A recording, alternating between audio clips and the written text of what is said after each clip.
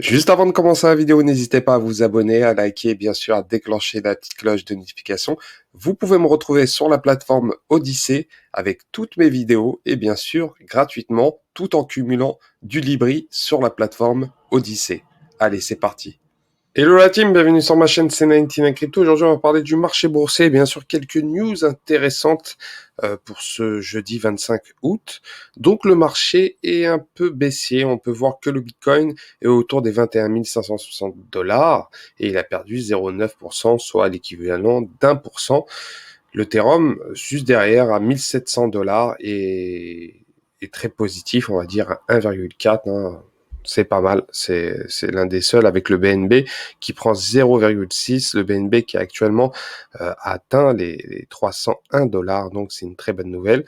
XRP, Cardano, Solana sont en baisse à 0,3 pour XRP, Cardano 0,7, Solana à 0,9%, le HEX qui prend 3,2%, et bien sûr Dogecoin Polkadot qui perd 1,2% pour Dogecoin et 1,9% pour Polkadot. Et bien sûr, le Shiba prend une petite poussée aujourd'hui. Il a pris 3,5% aujourd'hui, donc c'est une très bonne nouvelle et il s'échange autour des 0,0001 dollars. Et bien sûr, derrière, il y a Polygon, Avalanche qui perd 2,5% chacun.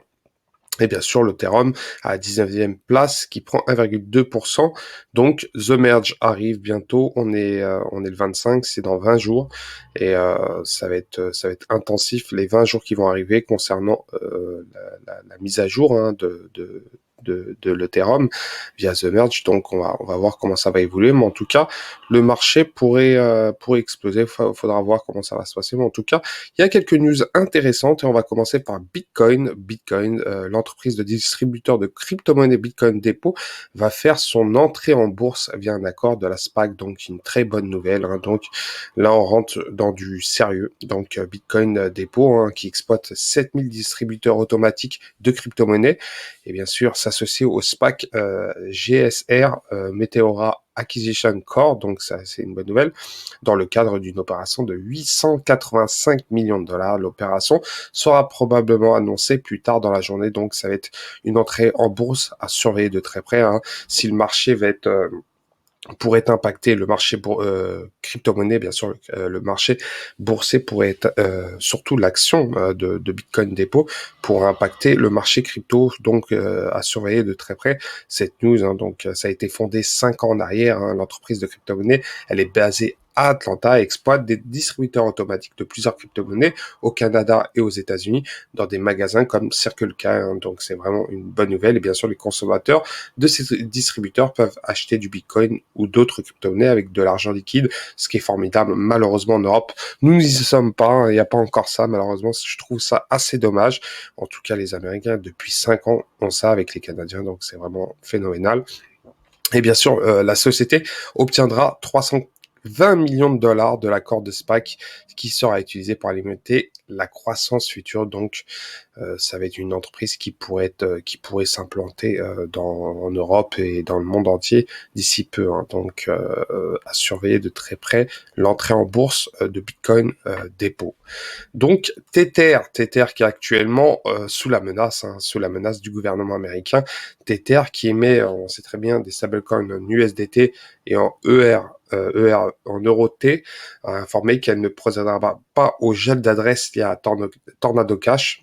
Donc pour le moment, ils peuvent pas geler les adresses, mais ça pourrait changer si les autorités les poussent à les geler. Donc si vous avez de l'argent en USDT lié à Tornado Cash, ça pourrait être fatal pour vous. Vous pourrez risquer de perdre cet argent-là ou être bloqué pour un moment. Donc l'affaire Tornado Cash continue. C'est vraiment vraiment compliqué pour Tornado Cash. Vraiment Tether qui est sous la menace de l'autorité américaine. Donc c'est vraiment compliqué.